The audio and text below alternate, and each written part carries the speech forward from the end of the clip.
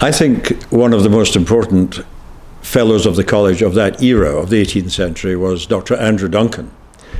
And he was responsible for the inauguration of a new hospital in Edinburgh and a whole new division of medical services here in Scotland's capital.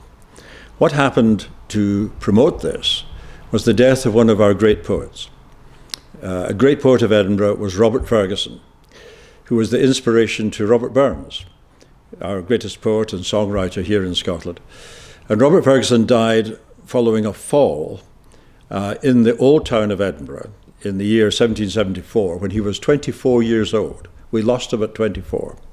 And the reason that he died has been under much discussion ever since.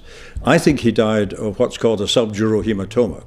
That means that he had a head injury and a clot of blood developed under the dura mater which lines the brain. And he was misdiagnosed at the time as being insane. And he was put into what's called the Bedlam. It was the asylum for the insane, as it was then called. And there he died. We think he may well have died of hypothermia, because such were the awful conditions in the Bedlam at that time. And the death of Robert Fergusson, who was a friend of Andrew Duncan, promoted Dr. Duncan's idea that there should be some proper provision for individuals with mental health issues at the time.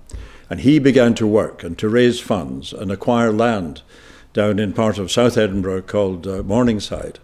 And there, years later, there arose the Royal Edinburgh Hospital, which is still there to this day and is a refuge and a place of diagnosis and treatment for mental disabilities among our population, and from further afield in Edinburgh as well, thanks to Dr. Duncan being moved by the death of one of our great poets.